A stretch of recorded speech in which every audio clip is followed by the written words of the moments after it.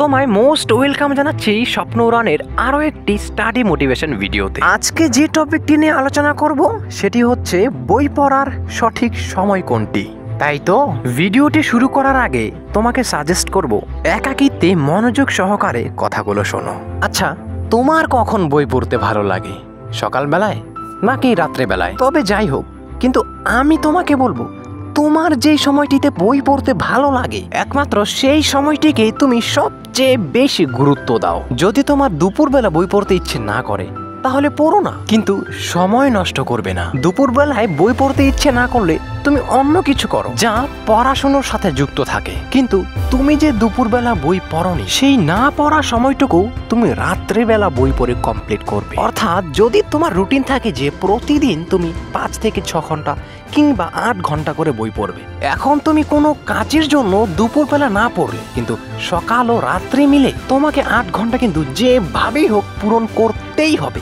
এমন আগুনে ভরা জেদ তোমার মধ্যে কিন্তু থাকতে হবে, না থাকলে তোমাকে তৈরি করতে হবে। তবুও তোমায় তোমার নেওয়া সিদ্ধান্তের থেকে পিছিয়ে পড়লে হবে না। আমি জানি না যে তোমার কখন বই পড়তে ভালো লাগে, কিন্তু আমি তোমাকে সাজেস্ট করব প্রতিদিন সকালবেলায় বই পড়ার জন্যে। কারণ সারা দিনের শেষে যখন রাত্রিবেলায় আমরা বিছানায় উঠি তখন কিন্তু আমাদের পুরো বডি অর্থাৎ আমাদের শরীর শান্ত থাকে, কিন্তু আমাদের মস্তিষ্ক নয়। কারণ সারাদিনে তুমি কোথায় কি কাজ করেছো, কোথায় কোন ভুল করেছো, কে তোমাকে কি বলেছে, কার সাথে তুমি কিভাবে কথা বলেছো, অর্থাৎ সারাদিন তুমি এদিক ওদিক ঘুরে যা কিছুই করেছো, অর্থাৎ সারাদিনের A to Z চিন্তা ভাবনা তোমার মস্তিষ্কে চলতে থাকবে।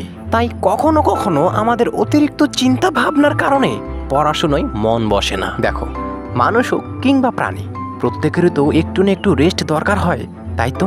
যেমন আমরা রাত্রিবেলায় ঘুমিয়ে রেস্ট করি, ঠিক তেমনি আমাদের ব্রেন তখন রেস্ট করে, কিন্তু আমাদের ব্রেন কিন্তু ঘুমায় না রাত্রিবেলায়। আমরা ঘুমোতে পারি, আমাদের ব্রেন কিন্তু কখনো ঘুমোয় না। তাই সারা রাত্র রেস্ট করার পর আমাদের ব্রেনে, আমাদের মস্তিষ্কে আলাদাই একটা অদ্ভুত ধরনের একটি শক্তি থাকে। অর্থাৎ এক কথায় আমাদের ব্রেন সারা রাত্রে পুরোপুরি ফ্রেশ হয়ে ওঠে। তাই খুব সকালে ওঠে প্রতিদিন যদি একটু মেডিটেশন করা যায় না, তাহলে আমাদের ব্রেনের শক্তি আরো বেড়ে যায়। খুব সকালে যেহেতু আমাদের ব্রেন শান্ত থাকে, তাই প্রত্যেকটা ছাত্রছাত্রীর উচিত সকালবেলায় পড়াশুনো করা। আমি এতটুকু নিশ্চিতভাবে বলতে পারবো যে দুপুরবেলা কিংবা রাত্রেবেলা কিংবা বিকেলবেলা পড়াশুনো করে যতটুকু ফায়দা হয় তার থেকে 2 গুণ বেশি ফায়দা হবে খুব সকালবেলায় বই পড়ে। যদি আমার কথায় বিশ্বাস না হয় তাহলে একদিন চেষ্টা করেই দেখো না কি হয়।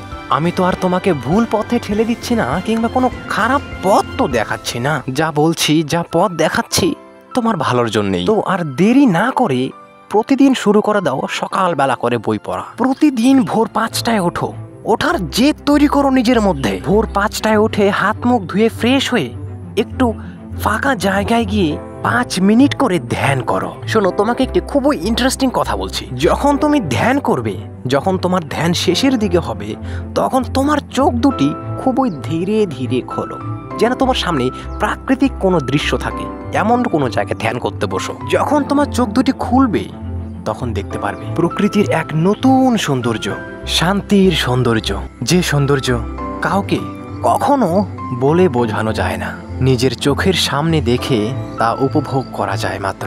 ভিডিওটি ভালো লাগলে চ্যানেলটিকে সাবস্ক্রাইব করে আমার পাশে থেকো। আমিও আছি তোমার পাশে। ভালো থেকো।